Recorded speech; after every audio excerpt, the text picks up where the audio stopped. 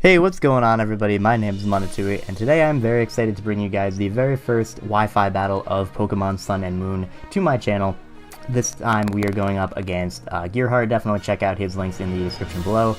He is a YouTuber, he uploads semi-regularly. If you are looking to possibly get a Wi-Fi battle versus me, definitely follow me on Twitter. I will be leaving that in the description below as well. Occasionally I'll be asking for battles, especially since the game has just come out and I'm going to be looking for a few of them. But anyway, the team that I'm using in this game is the same team that I used in a live I uploaded somewhat recently, bar one difference, and that difference is the Tapu Lele. In the live I had Magearna, but Magearna would not work on Wi-Fi, so I swapped it out for Tapu Lele. Totally fine with me, because Tapu Lele is still a really powerful mon, really cool mon, something I want to use, so I just slapped it on there. Of course, we have Life Orb Pheromosa, the Twisted Spoon Tapu Lele, we have the physically defensive Whirlwind Stealth Rock Skarmory, a Choice Scarf Garchomp, which is actually really good in this current metagame, just because there are a lot of fast threats like Greninja and Pheromosa and Tapu Koko that are around, and with a little bit of damage, Garchomp will be able to knock out all of those with Earthquake. Obviously, Tapu Koko, which is Oko's, can knock out Pheromosa with Dragon Claw after a little bit of damage, Greninja with Earthquake after a little bit of damage, so very big threat in this current metagame. We also have the Toxapex there, which is just a monster and just never dies. It's ridiculous. Baneful Bunker is great. It's a very good T-Spike setter, which I love. I love having Toxic Spikes on pretty much all of my teams, which is nice. And we have the star of the show, Alolan Golem, which I think is a really cool Pokemon. It has a couple really good abilities in Sturdy, Magnet Pull, and Galvanize. This is a Rock Polish Life Orb Galvanize set. Jolly Max Speed, Return, and Quake Edge, and Rock Polish, which unfortunately isn't going to do a lot this game because he does have something like the Flygon that resists or is immune to everything that I have. He has the Delmize, which I can't knock out. He has Pheromosa, which outspeeds me even after a Rock Polish. Tapu Koko can hit me with the Grass Knot before I Rock Polish up, so unfortunately it doesn't look like it's going to shine much this game, but it is still there. It is still relatively difficult to switch into, especially if I'm able to get rid of his Flygon. So without further ado, let's get into this game. Also, I'm going to be running this game at 1.25 speed just because the Wi-Fi battles in Sun and Moon are actually a little bit actually quite a bit slower than they were in ORAS, which I think is okay, because I am able to speed it up. But he's going to lead with his Tapu Koko, as I'm going to lead with my Pheromosa. I do outspeed this thing. I don't think he'd be Choice Scarf on something that has base 130 speed, so I'm just going to go right for the Life Orb U-turn, as I will be able to get some chip damage off onto this thing. But instead he makes the Snorter play. He's going to go out into his Toxapex, the universal switch into everything in the game. At least that's what it feels like. So we're going to get on out of there. He reveals to be not Rocky Helmet, so I'm thinking he's going to be Black Sludge. That's a little bit easier to deal with. But now I get to send him the threat that is Tapu Lele, something that really does not have good switch-ins, basically in the entirety of the game. I think Cresselia is like one of the few things that isn't too KO'd by this thing. But here, expecting him to switch out or go for the Baneful Bunker, I'm going to go for the Moonblast because I don't want him to get a free switch out into his Incineroar, which can obviously live one Moonblast and then threaten me with a Flare Blitz, which will be able to knock me out. So I'm going to go for the Moonblast there, expecting the switch or the Baneful Bunker, and then on this turn, hoping that he'd think I'm Specs and go out into, or stay in, I'm going to go for the Psychic and hit the Delmize upon switching, which is really nice, because we get to see that he is definitely Assault Vest based on the damage that he did to me, or the damage that I did to it, and we were able to get a lot of damage off onto it, putting it in range of something else on my team, like Garchomp's Outrage, so things like that. He can't switch into Tapu Lele anymore. Skarmory's going to come in on the Shadow Claw, as you just saw, and I'm going to use this opportunity to set up my Stealth Rocks, even though the threat that is Tapu Koko will be able to come back out. Rocks are going to be up, and unless he has Defog on his Flygon, those rocks are going to be there to stay for the entirety of the game, which is really nice for things like his Incineroar, for things like Volt Switch on his Tapu Koko, for things like his Toxapex, to put it in range of my Garchomp's Earthquake and nullify his Regenerator a little bit. So there's that. Here, once again, because I don't think Alolan Golem's going to do a lot this game, I'm just going to send it out to whatever attack this thing wants to go for, as he goes for the Dazzling Gleam, followed by the U-turn, because he's not able to knock me out with the second Dazzling Gleam, which is nice, because now I will be able to hit whatever wants to come in with a Life Orb Stone Edge. Even though Flygon resists, it'll take a lot from this, but unfortunately I do miss. Not the biggest deal in the world. I do have Skarmory, which will be able to wall this thing, and I'm thinking he's going to go for Dragon Dance, because that's what Flygon can do now. No, he's just going to go for the same thing that Flygon always does every single generation that has ever existed. It's just going to U-turn. That's what Flygon does. It doesn't do anything else. But regardless, he's going to send in his Incineroar here.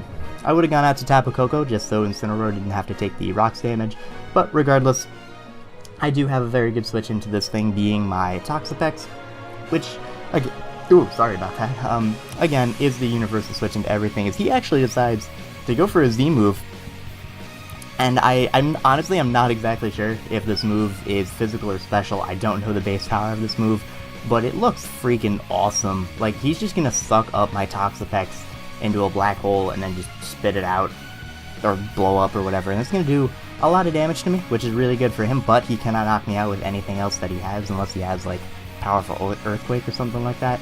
So he's just gonna U-turn out, gonna take the Rocky Helmet damage, which is nice. I have Regenerator, he does not, so once I switch out, I'll be able to get this thing back to a decent amount of health, and I'm going to go for the Scald here, hoping to maybe snag a burn on the incoming Tapu Koko, or at least get a little bit of chip damage off onto it so that I can have an easier time dealing with it in the future, because as of right now, this Tapu Koko is the biggest threat to my team. I don't have great switch-ins to it. So that being said, I'm going to go out into my Golem, just to sack it off to whatever he wants to do, as he actually ends up going for the U-turn, which Golem is actually able to survive, thankfully. And instead of going out into something like his Flygon once again to click U-turn, he's actually going to go out into his Delmise, which is fine with me because I actually outspeed this thing and can clean knock it out with a Stone Edge. Despite the fact that it looks like a Metal type, it is not. It is Grass. It is Grass Ghost with the ability Skill Worker. Delmise is a really cool Pokemon. I look forward to using that in the future, as well as maybe in draft or something like that. But here, it's a double down, so I'm going to go out into Tapu Lele, he goes out into Pheromosa.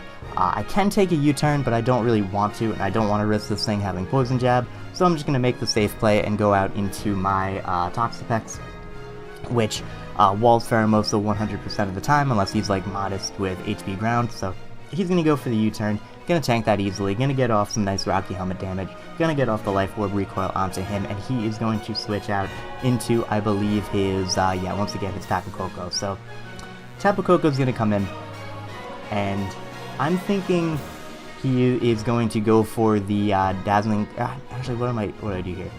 I think I go out into my Garchomp now, because I went out into something else. I haven't gone into I haven't revealed this as my switch into this thing yet, and I figured he'd just go right for the electric move.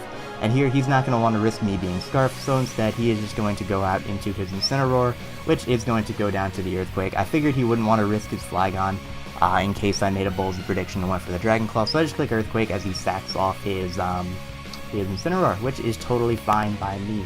But now, his Flygon does get to come in. Maybe now, knowing that I'm choice locked into ground move, maybe now he'll go for the Dragon Dance. Maybe Flygon will do something other than click U-turn. No, it's just gonna click U-turn, do what Flygon does. Why do you do this to me, Flygon?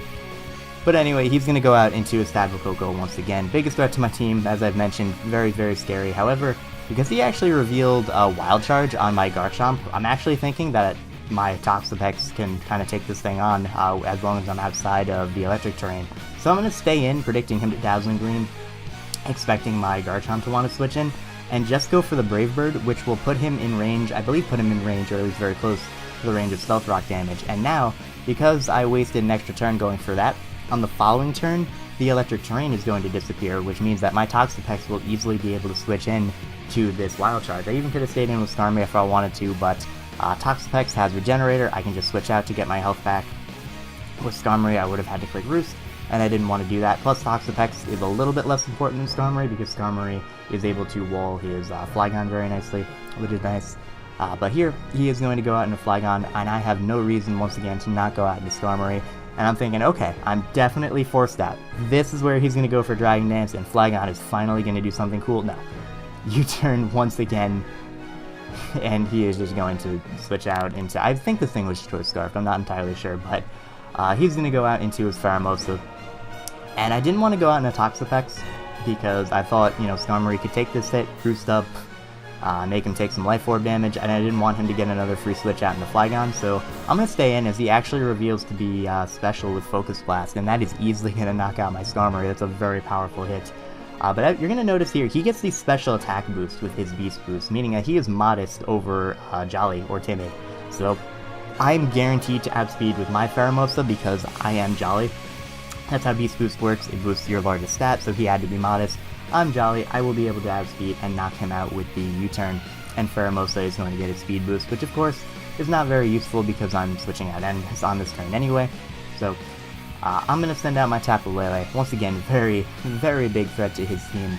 And I believe at this point he has nothing for it. Like, he is going to send out his Toxapex here, hoping that he can somehow live, but there is no planet in which Toxapex is able to live. A Twisted Spoon, Psychic Surge, boosted Psychic, and from Tapu Lele with 130 special attack. So, Toxapex going down. He's then going to send out his Flygon. I'm not exactly sure if this thing was Scarf or not, but he's going to go for the Earthquake.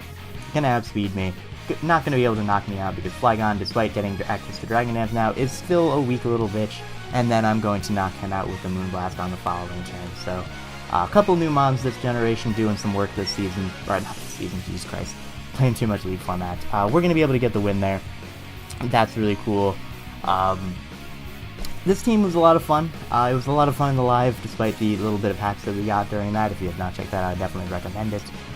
This team was a lot of fun. I will probably not be using it in any other Wi-Fi battles because I don't want things to get stale. Once again, definitely check out Gearheart in the description below, and let me know what you thought of the video. Is there anything I can change to make this a little bit better? Do you want me to slow it back down a bit, go to its natural speed? Do you want me to keep it how it was in this video, which I definitely prefer, just because it's a little bit easier to commentate over without me losing my breath? But whatever you guys want, I will try and do my best to fill. So thank you guys very much for watching. I hope you're looking forward to more of these types of videos, and until then, I will see you. That was a terrible outro, but we're going to keep it anyway. Goodbye.